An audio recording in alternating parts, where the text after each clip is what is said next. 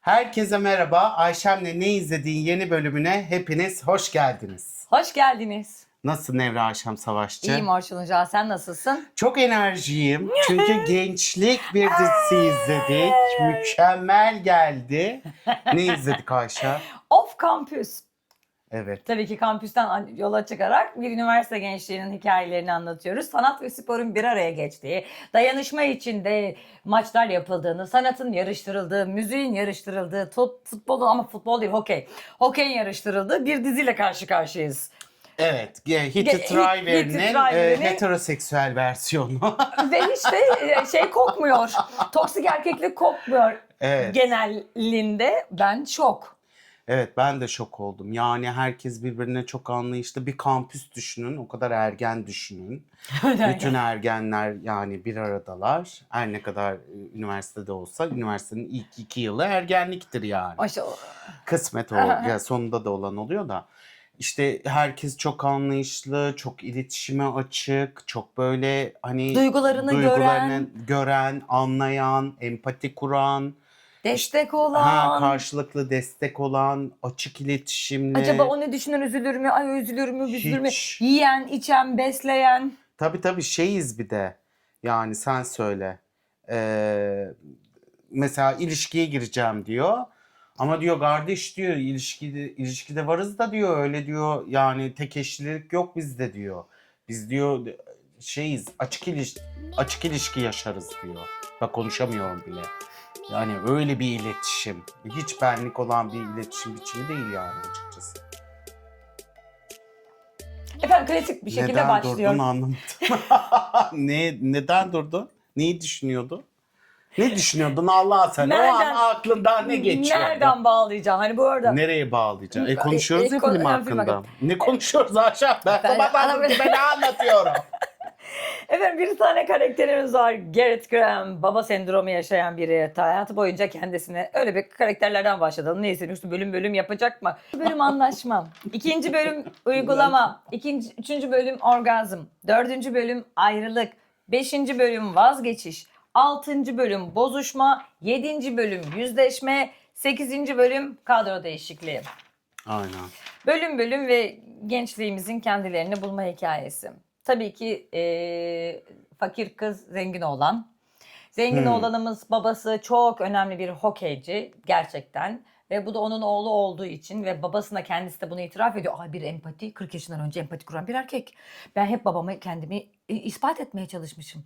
Hokey sevip sevmediğimi bilmiyorum. Ama zor Yürümeye bir başladım. çocukluktan. Şimdi Ayağıma paten koydular diyor. Neden sonuç ilişkisi var. Şimdi zor bir çocukluktan geçmiş.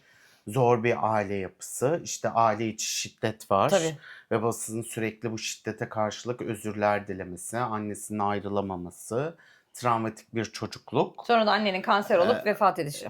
Yani kurtuluşu gibi görüyor çocuk da bunu aynı zamanda annesinin kanser olmasını ve babasına yüklüyor bütün her şeyi. Babası da parayla sevgi verebileceğini düşünen klasik baba figürü aslında.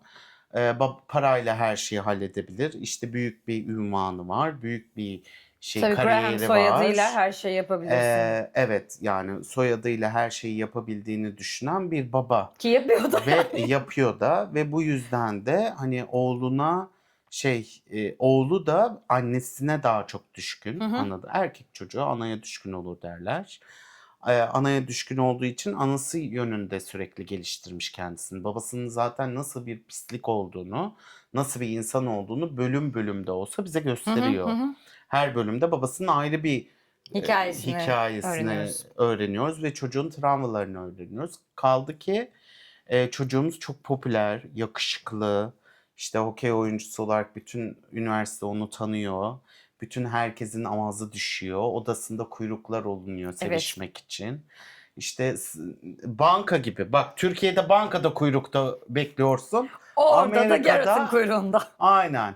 Garrett'ın kuyruğunda bekleniyor yani. Tabii öyle bir Garrett'la çocuk. sevgili olmak isteyenler ama Garrett asla ben sevgili olmak istemiyorum. Aynen. Asla ben birini sevmek istemiyorum. Çünkü babasının annesine gösterdiği şiddeti belki o ciddi bir ilişki yaşarsa ona karşı gösterebilir. Babamın huyunu alabilirim, genetiktir bunu öğrenmişimdirle birlikte uzak kalan biri. Zaten sırtında da şöyle öyle bir açıklıyor ki dizinin 1. bölümünü Latince bir şey yazıyor. Bunun Türkçe karşılığı bedava yemek yoktur. Yani Aynen. babam bana bir şey de veriyorsa ben kendi derste notlarımla da vesaireyle şey yapabilirim diyor. Her şeyin bir karşılığı Her şeyi var diyor. karşılarım diyor. İşte orada Win-win. kızımla. Sen iyi not al, okey de güzel Hı oyna, hı. işte kariyerin iyi olsun, okulun iyi olsun. Ben sana bunun karşılığında araba vereyim, para vereyim, sana kariyer imkanı sunayım, en iyi hocalarla okey çalışma imkanı sunayım, Tabii. her şeyini yapayım diyor. Win-win. Win-win. Ama o derslerde de başarılı olmak istiyor. Çünkü gelecekte başına geleceğini bilmiyor. O durumda işte bizim kadın karakterimiz Hanna ile karşılaşıyorlar. Hanna ile aynı sınıftalar. Felsefe sınıfındalar. Hanna A artı alıyor sınavdan ve bu çocuk da sınavdan daha yüksek bir puan alması gerekiyor. Arka arkaya oturuyorlar. Hey diyor, merhaba diyor, sen bana diyor bakar mısın diyor. Bana özel ders verir misin diyor. O da ben sana özel ders vermem diyor. O da popüler adam, işte şöyledir böyledir gibi klişeden hareket ediyor. Kız zaten çalışıyorum diyor. O ara gel gel hüküm öğreniyor. Gel gör ki kız şöyle bir şey öğreniyor. Klarnet bölümünde, klasik müzikte okuyor. Klarnet bölümünde. Ve kızın klarnet bölümü için ya da klasik müzik için verilen burs imkanı geri alınıyor. Ve kız bir sonraki sömestrde burs alamayacak hale geliyor. Ve üniversitede okuyacak parası da yok. Bu durumda da Ailesinin de hani aynen. çok iyi Bu bir durumda durumu. hokeye bu kadar burs veriliyor olması, hokeyin bu kadar şanslı oluyor olması ama bir müziğin bu kadar şanslı olmadığıyla ilgili de kadın hırslı Hanna. Sonrasında bir şekilde bu arada Hanna çalıştığı bardaki müzik grubunun solisti olan Justin'e aşık, Justin'e yanık ama asla gidip konuşamıyor. Bir ilişkiye başlayamıyor Justin ile. Evet, cesareti yok. Bizim arkadaşımız da Garrett da bunu fark ediyor. Diyor ki ben sana bunda yardım edebilirim. Onu tavlayabilirsiniz diyor. Hele diyor şey diyor bir rock grubunun solisti ise bardaki solisti. O diyor biraz zor kızları tavlamakta istedir. Sen de hele bir futbolcuyla bir flört ediyormuş numarası yapalım. Sonra Sen de bunu tavlayabilirsin o iş ben. Ama sen de bana ders verirsin. Hikaye bu buradan başlar. hikayeyi anlatır. Tabii ki bu Tamam. klişelikte bizim Hannah ve bizim Garrett birbirlerine aşık oluyorlar. Aslında taktik verirken Evet. işte Hanna'nın da travmasını öğreniyoruz. Evet. Hanna travma olarak işte diyor ki lisede ben bir partiye gittim. Lisedeki partide işte benim içkime bir uyuşturucu kattılar ve tecavüz ettiler Evet. diyor. Ve o yüzden de hani tek başımayken şey yapabiliyorum ama ilişki sırasında herhangi Orgazm bir şey olamıyorum diyor. orgazm olamıyorum diyor ve böyle bir travmasından bahsediyor. Yani ilk defa aslında birine içini açtığını görüyoruz Hanna'nın. Bu öğretmeler geçiyor. Bizim Yeşilçam'da da vardı bu öğretme biçimleri, hatırlar mısınız? Ben dünyanın en güzel karısıyam diye böyle hatta Vardı, şeyler kim yapıyordu? yapardı. Ha bu şeyin Grammy'nin yapmasından Grammy bahsediyorsun. yaptı işte, hani gene köyden bir tane kadın geliyor, beşik kertmesiyle oluyor, zengin bir ailenin çocuğu, işte zengin ailenin çocuğu o kızı, köydeki kızı beğenmeyeceği için baba ne yapıyor? İşte köydeki kızı şehirli hale getirebilmek için, çocuğun da haberi var tabii biz burada, şehirli hale getirebilmek için eğitim alıyorlardı ve klişedir, ben dünyanın en güzel Tek buradan karısıyam diye. açılıyor, sen Böyle, kapayacaksın. aynen. Tabii de gayrimüslimler konulur oraya. Tabii. Ki onu İşte orada başta öyle. kitaplar yürürken falan filan böyle hani aslında Yeşilçam dramı melodramı gibi burayı da işlemişler. Dünyanın her yerinde aslında pembe dizi, tırnak içinde pembe dizi akımı dünyanın her yerinde işleyen ve uygulanan bir şey. Bunu da gençlere uygulamışlar. Çünkü aslında gençlik dizisine baktığında gençlik dizisinde işte kaoslar olur, entrikalar olur. İşte ne bileyim dedikodu olur, kavga çıkar, işte birbirine gruplar halinde başka bir şey olur, bir popülerlik başka bir şeyi besler falan. Bunda tam böyle İlk bölümde hiç yani ilk sezon için herhangi bir şey görmüyoruz öyle abartı. evet, çok durağan bir şey. Yani, mesela işte Dizi çok anlayışlı geçen bir dizi. Allah'ım hepsi meditasyon mu yapıyor diyorsun. Hepsi doğuştan antidepresanını almış mı takım olarak gelmiş birbirleriyle diyorsun. çok samimiler. Bir tane Herkes. birinin görevi var. Yemek yapıyor. Herkese yedireyim, içireyim, edeyim diye. Sonra mesela bu bizim roldeki erkeğe tamamen aşık olan, gönlünü kaptırmış bir kız var. Ve kız adam da diyor ki ben asla hiç kimseyle sevgili olmam. Biz sadece arada bir birlikte olabiliriz diyor. Öyle mi diyor. Sonra bunun Instagram'daki dedikodu şeyinden Aa. Dedikodu sayfasından bunun sevgili olduğunu öğreniyor. Ve kız da maça geliyor sevgili olduklarını kanıtlamak için. Kızı hemen sarıp sarmalıyorlar. Hadi yine attın, sen onun sevgilisi oldun. O asla biriyle birlikte olmak istemiyordu diyor. Kız da onlarla geçiniyor. Hokey takımı da kızı evde kabul ediyor. Ha, Herkes, evet. o kızlar da kabul ediyor. Yani Şükran gününde herkes geliyor. Ben yoldan aldıklarını getiriyor. Evet, herkesin gönlü çok Evet, geniş. evet. Yani günümüzde gençler bu şekilde mi üniversite ya da bu kadar anlayışlı mı onu bilmiyorum. Hani Bizden geç. şeyden bilmiyorum. Hani herhangi bir fikrim yok. Üniversite ortamına da girmeyeli bayağı uzun zaman oldu. Hani böyle bir şey yok ama bayağı böyle izlerken şey yapıyorsun. Nasıl ya? Kimse kimseyi kıskanmıyor.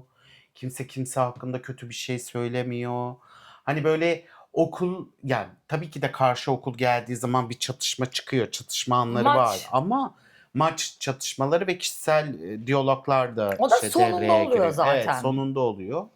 Ama böyle herkes inanılmaz Hı hı. anlayışlı, inanılmaz Aynen. iyimser, böyle hatta bir tane uzun barda çalışırken Hanlı'nın oda arkadaşı Hı. da çalışıyor Hı hı barda. hı. Uzun bir ilişkisi Ellie. var. Ellie kiminle birlikteydi? Şen'le Şanlı işte birlikte. bayağı uzun bir şey var. Evet. Orada da mesela şey diyor, artık çok rutin, 4 senedir mi 2 senedir mi ne? 2 sene. 2 sene Herhalde. miydi? 2 sene. 2 sene. 2 senedir birlikteler. İletişim olarak şey diyorlar, artık hani Karı koca gibi yaşıyoruz. karı diyor. koca gibi yaşıyoruz. Biraz heyecan katalım. İşte bir zar alıyorlar, pozisyon zarı.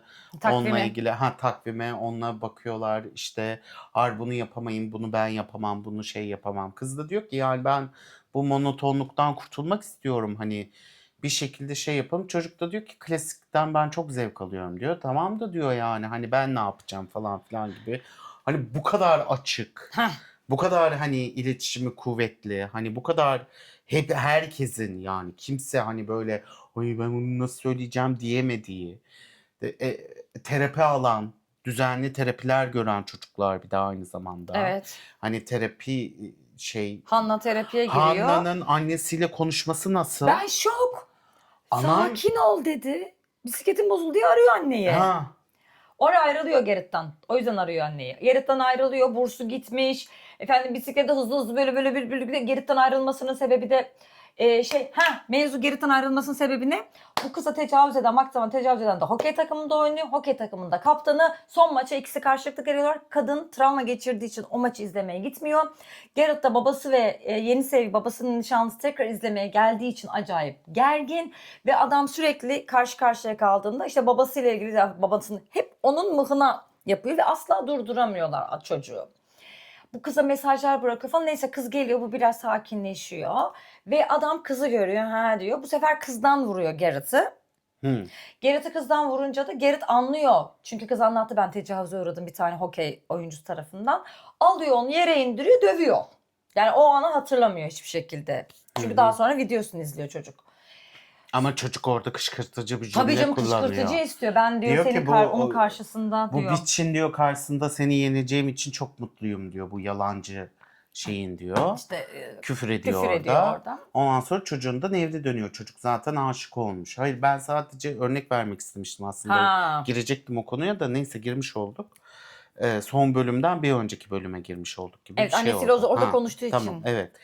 Sonra işte bu kavga ettiği için tabii ki de maçtan atılıyor. Bir cezası var bunun. Hani takım koç bile, yani takım koçu, bir takım koçu düşünün. Bağırmayacak mısın, etmeyecek misin diyor. Ona koç da diyor ki bağırınca beni dinleyeceğini düşünmüyorum. O yüzden sana var olan süreci Hay anlatmalıyım Allah'ım, diyor. yemin ediyorum. Koç bile abi meditasyon.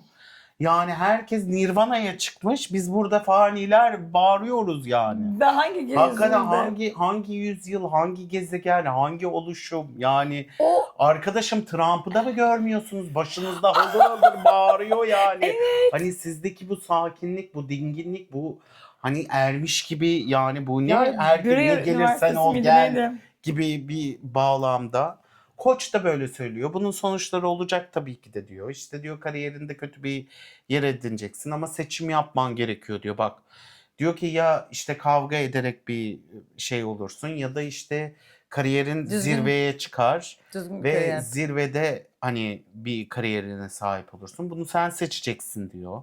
Senden başka kimse seçemez diyor. 4 gün ceza aldın diyor. 4 4 maç. oyun. 4 oyun ceza aldın diyor. Bu da eyvallah diyor. Hiç neden sonuç ilişkisini söylemiyor. Tabii ki de diyor kurula çıkacaksın diyor falan. Savunma yapacaksın. Buradan çıkıyor. Sonra maçtan çıkıyor. Kızla kavga ediyorlar. Evet.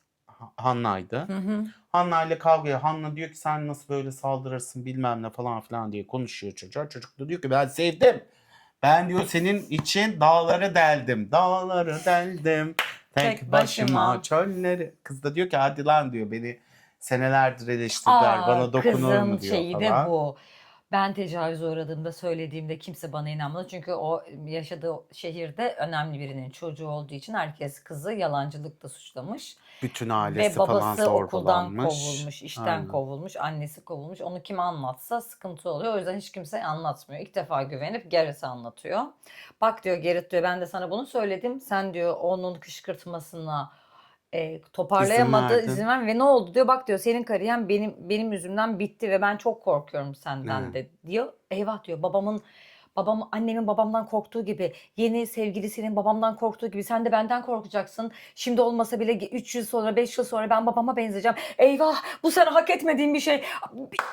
Dan Bitti. diyor. Aynen. Bitti. Bitti diyor. Bütün travmalar bir anda çıkıyor. İlişkimiz bitti diyor. Doğmamış çocuğa iç çamaşırı Aynen. biçti. Aynen vallahi biçtiler. Sonra gidiyorlar. Kız tabii öfkeli, sinirli. İşte bisikletine biniyor. Bisiklet kazasına geldiğimiz zaman. İşte bisikletim bozuldu. Annesini arıyor. Anne diyor bisikleti bozuldum. Tamir edilmesi gerekiyor. Nasıl yani? Ay tamir ederiz diyor. O da diyor ki tamir edilemez bir halde. Kadın adeta bir psikolog edasıyla geçiyor odaya. Diyor ki kızım biz her şeyi hallederiz. Bunların yaşamanın hiçbiri senin suçun değildi. Sen bir olay yaşadın, genç olarak bir partiye gittin ve bunlara maruz kaldın diyor. Bunların hiçbiri senin suçun değil diyor kıza. Mükemmel bir anne kız ilişkisi. Basitten Hayatımda başlayalım diyor. görmediğim yani hiçbir yakın çevremin hani anne kız ilişkisi bu derecede Hiç mükemmel kimsenin böyle bir değildi ilişkisi var mı? yani. Hanna ile Graham Yani. geliyor. Graham böyle yokuşu bıdı bıdı bıdı patlatıyor. Tamam diyor sakin ol diyor. Dertlerini Ben anlat. buradayım diyor. Kız da gidiyor öyle söylüyor. Ama En anlayabilmem küçükten için açık başlayalım. ol diyor bir de kadın. Evet. Anlayabilmem için senin durumunu ilk önce diyor açık konuşman gerekiyor diyor. Yani böyle izledim bakın arkadaşlar şöyle ne? Hani yani nasıl yani bu kadar açık? Kadın çok güzel anlatıyor, çok güzel analiz ediyor. Kadına hani kıza kesinlikle bir şey yüklemiyor. Tabii. Bir duygusallık yüklemiyor. Paranı biz öderiz diyor. Ha, O da diyor ki ben sana bunu yaptıramam diyor. Ben Bir diyor saniye diyor. aileyim diyor. Annem baba olarak sana bakmamıza izin vermek zorundasın Evet. diyor. Bu benim sorumluluğumda diyor. Sen diyor yapamazsın diyor. Ben halledeceğim. Sen bursunu kesinlikle kafana takma diyor kadın. Diğer kısmında da sen artık kendi hayatına odaklanmalısın diyor. Bırak Kariyer. onu. Sen dışsal sebeplerden dolayı bunu yaşadın. Artık bunu yaşamana izin veremem diyor. Şok. Şok. Arkadaşlar hepimiz yani böyle donduk kaldık ne diyeceğimizi şaşırdık. Mükemmel bir psikoloji yönetimi, mükemmel bir iletişim biçimi, mükemmel bir analiz etme, duygu anlama, empati çok iyi. Kız da hemen dökülüp ağlıyor işte. Kız Takır da, takır takır takır takır. kız da diyor ki rahatladım diyor. Oh be anam iyi ki varsın diyor. Senin gibi anlat baş tacıdır diyor. Bence de öyle. Bence de Zaten öyle. Öyle bir insan öyle var bir baş iletişim. tacı. Baba bile söylüyor yani hani kim bu falan filan diye. Hani ne olmuş diye soruyor yani baba. Ondan sonra neyse bitiyor o mevzu. İletişime geçtiğimizde. Koçun iletişimi, ananın iletişimi, ilişkiler hakkında var olan iletişimler, arkadaşlarıyla ilişkileri. olan iletişim, mesela rockçı ile olan iletişimi. Evet. Yani ilk başta böyle oyunmuş gibi geliyor Evet. ama sonrasında başka bir şeye evriliyor ve hokeyciye. Birlikte şey yapıyorlar. Aynen birlikte Pop çözüyorlar müzik bunu. için, yarışma için birlikte şeyler yapıyorlar. Yani Bırak müzikçiyle yapacaklar. ya ilişkilendirme biçimi hani gençsin onu atlamak istiyorsun bunu atlamak istiyorsun onunla bir şey yaşamak istiyorsun buna bu ilişki biçimi yani herkes birbirimize bağlı değiliz birbirimize sorumlu değiliz herkes kafasına göre takılabilir herkes istediğini yiyebilir istediğini içebilir istediğini yapabilir yani çok yani Böyle hakikaten başka bir ütopyaymış gibi Olması dizi. gerekene Yani. çok şey yapıyoruz.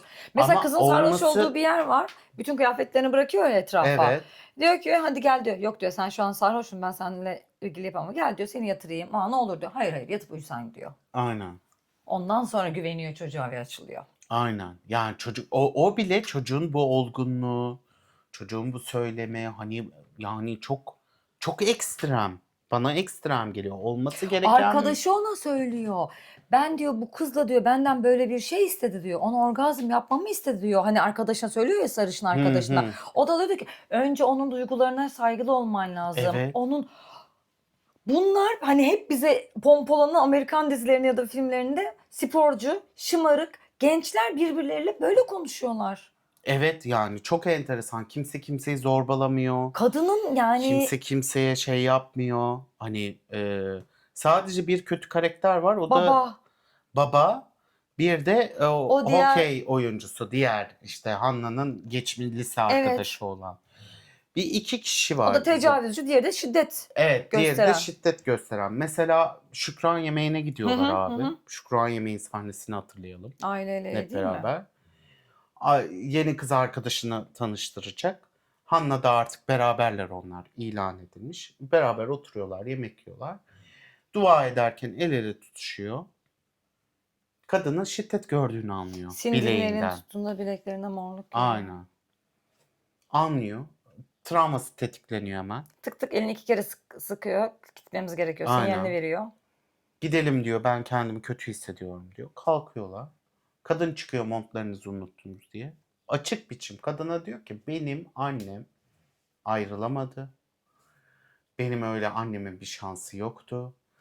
Sana bunu ne zamandan beri yapıyor, bir daha yapmayacağını, Hı pişman hı. olduğunu ve özür dilediğini söylüyor mu? Söylüyor. Evet, bu devam edecek diyor. Bunu şey yapmayacak diyor. Ama senin ayrılma şansın var diyor. Bunu kullan diyor. Ve lütfen kendini bu adamdan kurtar diyor. Kurtar diyor. Çünkü hiçbir zaman sonu gelmeyecek diyor. İnanılmaz. Bu kadar Ya şey anlamında söylüyorum. Bakın şey anlamında şaşırmıyorum. Yani yok saymamış ya. Kendini oradan kurtarmamış. Kadını da evet. kurtarmaya çalışıyor. Yani kadının da öngörüyor ve kadına da diyor ki kardeşim diyor kendine değer veriyorsan buradan ayrıl diyor yani. Evet. Hani kadın da diyor ki yapamam diyor. Çünkü sebebi vurdu ama öyle olmadı o gibi o şeye takılmış yani. Evet O ama diyor çembere ki zaten girmiş. adam da yani bu hep olacak. Bunun hiçbir sonu yok. Sonra kadın artık senin bildiğin gibi değil, çok kaos, komplike diyor yani ilişki biçimi. O da diyor ki zaten onun işi o. Ama diyor sen bilirsin bacım diyor, ben seni uyarmakla mükellefim. Hani o benim babam diyor yani sonuçta babamın hayatında olan birini uyarıyorum Ya, diyor. o işte bir kadına karşı uyarıyor yani Evet o şiddet gösterilip gösterilmemesi, duygularına saygı duyması, tabii. insani bir şekilde davranıyor yani. Mesela kız o esnada Hanna diyor ki arabayı ben kullanayım, sen bu halde Evet, kullanma kullanamaz diyor. diyor. Veriyor onu ona. Veriyor ona. Şey yapmıyor. Abi Benim benim benim arabam erkek benim ben kullanmam gerekiyor falan filan demiyor. demiyor ve çoğunlukla bizim ülkemize Tabii. baktığımızda araba denilen şeyi kadın da kullanmak istemiyor yeri geldiğinde bu kadar morali bozukken. Tabii. Yani hani adama ben kullanayım sen biraz rahatla falan demiyor yani. Hani bu şekilde bunu bu şekilde alması, bu şekilde şey yapması, hani o kadar İşlemesi. işlemesi Olabiliyormuş. ve evet olabiliyormuş ve dizinin çoğu bölümünde bu iletişim pozitifliğini görüyoruz.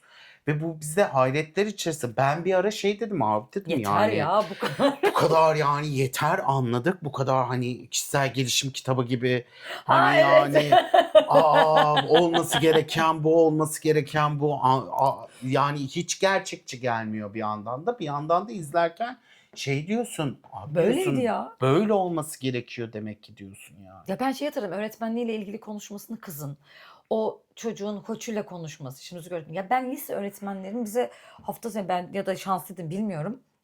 Bu hafta hangi tiyatro oyunu oynadınız, gittiniz? Hangi filmi izlediniz? Ne yaptınız sanat olarak? Ki ben teknik okul mezunuyum yani. Hı hı, hı Ya hı. böyle bir jenerasyon vardı. Bu gitti yani Evet öğretmenlerdeki bir gitti jenerasyon. gitti. Üniversitede de yok artık. Yok. Herkesin şeyi ama mesela kızın Üniversitede kulüp kalmadı Ayşem kulüp kalmadı burada. ya. Ya bak mesela hani orada kulüpler bilmem neler görüyoruz. Doğru düzgün üniversitenin eskiden envai çeşit kulübü Kulüp vardı. vardı ve o Destek kulüplerin olunurdu. hepsine girilirdi. Bir şekilde işlerdi o kulüp. Yani sen orada işte başka bölümlerde arkadaş edinirdin, o kulüplerde başkalarıyla tanışırdın Staj imkanı falan. Ha, bulurdun. staj İş imkanı yerleri, bulurdun. üniversitenin kulüpleriyle temas Evet. halindeydi. Üniversiteler arasında festivaller olurdu bu kulüplerle ilgili. Evet. Artık bu kulüplerin şeyleri yok. Esamesi okunmuyor. Esamesi Kendi okunmuyor. içlerindeler okulda varsa kampüslerinde. Yani kendi O da öğrencilerin tek tük okulda istekleri kal. iterek Evet. yaptırdıkları bir şey yani. Hani bırak yani çok enteresan. Bırak yani iletişim aslında konuşmamız gereken. Bak iletişim konuşmuyoruz. Var olan imkanların ne kadar kötüye gittiğini kullanıyoruz. Yani ben üniversitedeyken bu çeşit bir iletişim yoktu. Yoktu. Yani üniversitede bir hayatına birini aldığın zaman işte hani ben seni anlıyorum, ben senin şeyini çok nadir bir iki tane vardı. Yani bizim üniversitede Kendi gördüğümüz bazı arkadaşlık ilişkilerinde de yoktu. Geçtim yok. flörtünü. Aynen. Şu anda da aynı şey yaşıyoruz. Kimse kimseyle konuşmuyor. Aynen öyle. Yani mesela ben işte bir arkadaşlık ilişkisinde en başarılı şey ya da devam etmesini sağlayan şey nedir? Açık iletişim. Hı. Sen bana bunu yaptın, beni dinlemiyorsun. Evet. Bunu derken de dinlemediyse bitiriyorsun zaten. Bunu konuşurken de. Ama bunun üzerine hani tırnak içinde dedikodu yaparak rahatlıyor bizim insanımız. Ama dizide hiç öyle değil. Dizide kimse kimsenin dedikodusunu yapmıyor. Diyor mesela sen diyor niye böylesin? Bu kıza ne yaptın? Ne oldu sana diyor. Koç diyor ki benim anlatmam uygun olmaz koç. Evet. Benim hikayem değil o. Ben bunu şey yapamam diyor. Anlatamam yani Anlatamam o kadar diyor. güzel sınırlar çizilmiş ki. Net yani net hakikaten Ve bir gerçekten eğer unuttuysanız kendi hayatımıza bana ne demeyi, sana ne demeyi, sınırlarını, kendi sınırlarını çizmeyi ya da başkasının çizdiği sınıra nasıl cümleler kurarak bu onun hikayesi benim anlatmam uygun düşmez. Ne kadar normal ve söylenilebilir bir şey. İzleyip görün, deneyimleyin. Yani aynen çünkü öyle. bazen diyor ama ben sordu bana ne diyeceğimi bilemedim. Hayır diye mi? İnsanlar ne diyeceğini bilemiyorlar ya. Aynen. Bu öğretiyor sana bir şekilde. Aynen O onun öğretiyor. hikayesi. Yani dizinin aslında gençlik dizisinden ziyade abi iletişim derslik Ders 101. bir yani iletişim 101. İnsanlarla iletişim nasıl kurulur, nasıl sınır çizilir, nasıl başkalarının hayatına müdahale edilmez, başkalarının kararlarına nasıl saygı duyulur. Ya diyor ya kız Ay onu evdeki inanılmaz partiye ya. davet ediyor. Kız diyor ki ben diyor dışarıda yani kalabalık ortamlarda ve dışarıda ben içki içmiyorum diyor. Evet. Tamam diyor. O da gidip gazoz arıyor, bir şey arıyor falan. Sonra arkadaşına söylüyor ne oldu? Kız Hanna bunu arıyor dedi. Ha diyor. Anlıyorlar ya bunun Aynen. açık yani içkiyle ilgili partide bir deneyimi var. Diyor ki bak diyor açılmamış kutu bunu götür. Belki kabul eder diyor. Hı. İnanılmazlar yani. Yani insan İnanılmaz. birbirini düşünüyorlar ya. Evet düşünüyorlar ve ona göre çözüm üretiyorlar.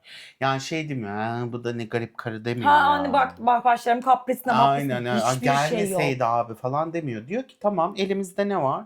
Hemen diyor onu alayım diyor, onu buraya koyayım diyor. Bu şekilde halledelim. Çözüm. O da mutlu olsun, ben de mutlu olayım diyor. Evet. Yani neden sonuç ilişkisi çok net. Kimin ne istediği çok net, açık. Evet. Yani şeyi hatırla. Sarışın çocukla Hana'nın oda arkadaşının ilişki biçimlerini. Evet. Mesela Eli. Eli. O uzun süreli ilişkiden ayrılıyor sonra şey Eli, yapıyor.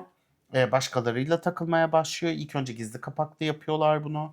Kız bütün fantezilerini çocukla deniyor. Çocuk da bütün fantezilerini kızla deniyor. Çok mutlular. Bu arada Hani yatak adam da ilişkisi şöyle bir şey. olarak. Bu arada o sarışın hokey adam tuvalette başka bir kadınla birlikte olurken bu Eli sarhoş olduğu için o akşam onun neden menajer olup olmadığını, o muhasebeci olacak ne bileyim kendi kasabasındaydı. Yani erkek arkadaşının da başındaki problemlerini herkese anlatıyor ya kafası Evet. sarhoş olduğu için. Bu çocuk da bunu duyuyor. Sonra başka bir yerde karşılaştıklar. Al benim numaram, bu senin numaran, birbiriniz numara. Ama diyor erkek arkadaşın ayrıldıktan sonra bana gel. Net. Ben diyor erkek arkadaşını çekemem Bu diyor arada hacı. o çocuk- Girmem diyor Ya o tehlikeye. o çocuk her gün başka biriyle birlikte oluyor. Evet. Ama sınırım var benim. Ben başka birinin sevgilisiyle birlikte olmam. Aynen ben de sevgilisi olanla birlikte olmam mesela. Öyle bir sınırdır o. Ha Çocuk sen da kendinden bahsediyorsun. Ha, çocuk kendine çizmiş yani o Evet. sınırı. Diyor ki ben sevgilisi olan kendimden bahsetmiyorum Ha kız. öyle bir söyledin ki Çocuktan- ben inandım. Hani ben Çocuk diyor ki ben sevgilisi olan herkesle birlikte olurum, sevgilisi olanla olmam diyor. Evet. Kıza net söylüyor. Kız ayrılıyor. Evet. Artık diyor ben bir bekar insan olmalıyım çünkü sen yani sıkıldık diyor. Birbirimizden. Aynen karı koca ilişkisi yaşıyoruz diyor. Ben artık sıkıldım. Gidiyor çocukla birlikte oluyor. Çocukla fantazilerini gerçekleştiriyor bilmem ne falan. Ama birbirleriyle hoşlanıyorlar. Tabii. O hoşlantıdan da bunu yapıyor. Mesela orada tam açık iletişim yok. Aslında Çünkü olarak. göstermemeye çalışıyorlar ya Aynen birbirlerine karşı göstermemeye duygularını. çalışıyorlar çünkü anlaşma yapmışlar. İlk başta konuştukları şey Tabii. biz birbirimizle birlikte oluruz, başkalarıyla da birlikte oluruz anlaşması Evet. yapmışlar. Bu anlaşmanın karşılığında hiç kimse ikisi de başkalarıyla birlikte olamıyor bu süreç Evet, boyunca. olmamışlar. Bunu fark ediyorlar. Sonra kızın oyuncu bir arkadaşı işte barda sana birini ayarlayacağım onunla yap falan filan diyor. Kız istemiyor. Çocuk ama kız ya orada bile bardaki çocuğa diyor ki benim arkadaşım çok ısrar ediyor ama benim içimden gelmiyor. Ne yapacağımı bilemiyorum diyor. Çocuk da diyor ki tamam diyor bir tane öpücük yaparız. Öyle. Sen bırakırız böyle şiddetli ya kız sen de kıza dersin ki şöyle dersin diyor. Kurtulursun diyor mesela. İlk defa orada da bir Ona da soruyor. evet. Ve hani öpmemi istiyor musun falan filan. O alıyorlar. Sonra çocukla geliyor. Çocuk da diyor ki hani kardeş diyor sen benden başka biriyle birlikte oldun mu? Olmadım. Ben de hani o yoldayım ama bizim olmamız lazım. Biz bu ilişkiyi yapmamız Kamuya lazım. açmadık. Aynen, Kimse kamuya bilmiyor. açamadık. Çünkü arkadaşlar yani onların kankaları birbirleriyle sevgili olduğu için açmak Aynen. istemiyorlar. Açmıyorlar hani yapmıyorlar falan. Hani sen artık senin ev ödevin biriyle yat diyor. Gel. Aynen artık diyor biriyle birlikte ol. Sen diyor. ol ki ben de olabileyim. Şöyle bir şey var. Ha. Onun Ellie'nin ayrıldığı sevgilisi diyor ki sen diyor tek eşlisin. Bir şey söylüyor yani sen başkalarıyla birlikte olamazsın. Sen böyle sen ilişki insanısın. 36 saat sonra beni arayacaksın. Senin rutinlerin var diyor. He.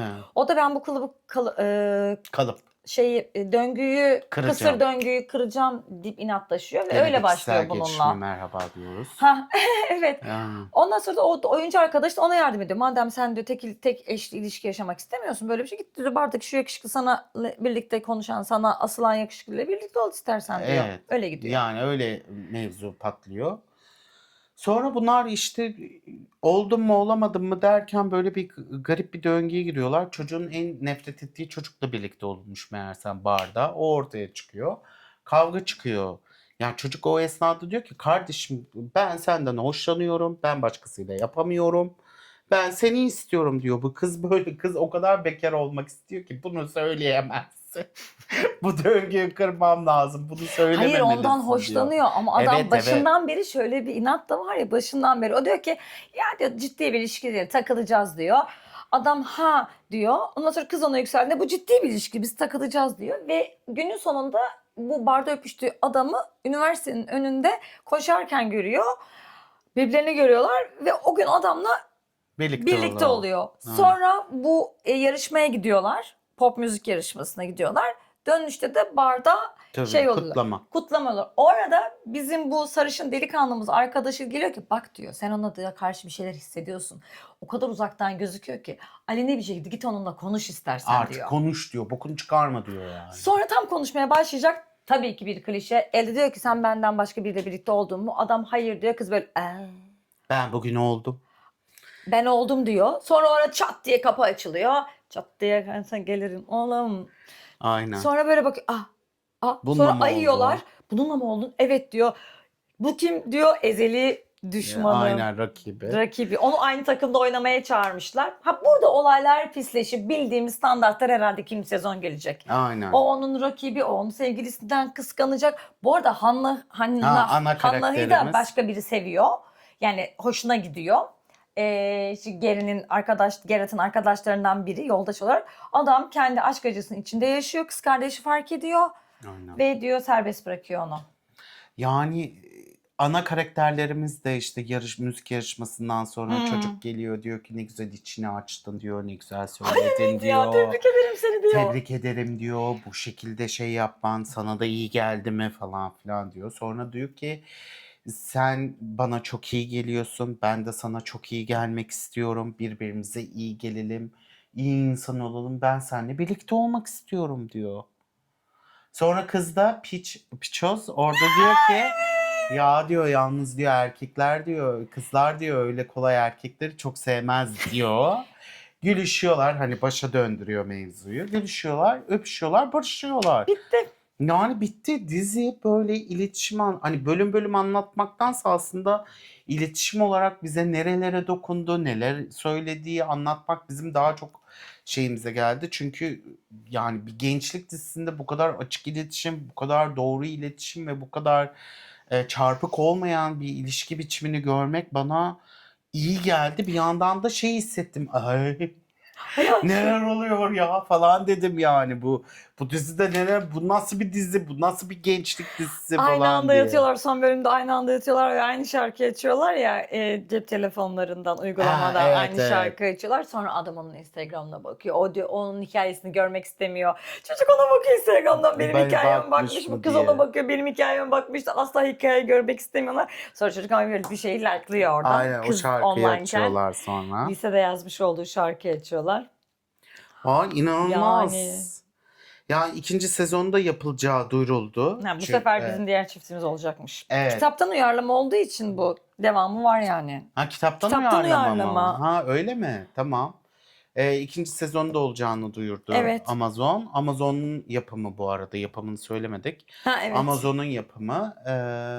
Gayet iyi hissettirdi bu kadar açık iletişim olması, bu kadar Fazla şey geldi. olması. Ay, Ama yazık arada da bize. fazla geldi. Ya- Yani yaşadığın coğrafyaya bakıp diziyi izlediğinde, gerçi dizinin de yaşadığı coğrafyaya Ve bakıp baktığında, diziye baktığında çok utopya duruyor yani. Çok hani bu gerçekçi değil diyorsun. Dark dizisi vardı Aynen. ya paralel evrene geçiyormuş Aynen. gibi. Yani bilim kurgu gibi bir şey Aynen, demiştik bilim o. kurgu gibi bir şey yani. Olması gereken üniversite hayatı Uzaylılar gibi bir şey. gelmiş. Aynen uzaylılar gelmiş gibi bir şey yani.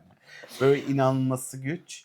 Valla benim söyleyeceklerim bu kadar Ayşemciğim. Valla ellerinize sağlık. Alışık değiliz bizi çarptı ya. Aynen, Fazlası alıştık. zarar geldi. Aynen biraz da şey böyle blırt olduk yani. Ya ne oluyor la dedik yani. Ben Amsterdam'a gittiğimde yolda bir şeye gitmiştik, mekana gitmiştik, dans ediyorduk falan. Bir tane çocuk yanıma geldi. Ben o kadar hani Türkiye'den gitmişsin, dans ediyorsun, köpükler falan. Neyse işte yerde yukarı Köpükler bizim Bodrum Alanya'da da meşhurdur. Ben oralara Antalya'mızda gitmedim. da Ben var. çünkü burada para verip normal girebildiğim bir yer. Oralara ben giremem büyük bir ihtimalle Alanya'da İyi, ya da rahat. para veriyorsun canım oraya da. Ama hani yüksek Ama Alanya'da meblağdır. metrekare başına Hah. 20 erkek düştüğü için. Ve o hani- erkekler de işte kısmet oldukları için burada böyle geliyor usul usul dans ediyor. Ya diyor iyi misin? Mutsuz gözüküyorsun dedi. Döndüm arkadaşıma. Bana mutsuzsun diyor. Ben şu an o kadar mutluyum ama yine mutsuz gözüküyorum. Coğrafya kaderdir. No I'm fine. Onu derken bile Beni sinirlendi. düşürdü. O an çocuk beni düşürdü. Aynen mutsuz gözüküyorsun ne demek ya. Coğrafyamızda herkes öyle Ay, bu filmi gözüküyor. izlerken o aklıma geldi. Allah'ım gerçek değil yani. Aynen doğru diyorsun. Çocuk bize demişti yani. Bu da filmde dizide hepsinin gülüşü güzel olur mu ya? Hepsinin dişleri de çok güzel dişleri dedin sen. güzel maşallah. Bir de hepsinin gülüşü birbirine çok Aynen. yakışıyor. Önce gidiyorlar. Çünkü pozitif iletişim. Pozitif iletişim ve pozitif gülümsemesi yani. Başka hiçbir şey yok. Efendim Allah yorum zeval yazmayı, vermesin düşüncelerinizi açıklamaya yazmayı, yorum yazmayı, beğenmeyi, abone olmayı unutmayın lütfen. Bizi izlediğiniz için teşekkür ederiz. İstediniz, izledik diziyi. Allah Aynen. razı olsun. Bizi çok mutlu ettiniz. Aynen travmatik bir mutluluğa eriştik. Niye öyle biz oldu de. ya? Çünkü yani Aa. çok gerçekçi değil yani kitapta çok gerçekçi olduğunu düşünmüyorum bu diziyi izledikten İş kitabı sonra. ya. Aynen gençlik kitabı da öğretici aslında bir kitap yani. Hakikaten evet. kişisel gelişim anlamında bu kitabı okutabilirler yani. Hani iletişim nasıl kurulmalı, nasıl izin alınmalı falan zaten bunu söyledik. İzlediğiniz için teşekkür ederim. Haftaya görüşmek üzere diyorum. Görüşmek üzere. Mutlulukla, sevgiyle kalın. Açık iletişim, barış.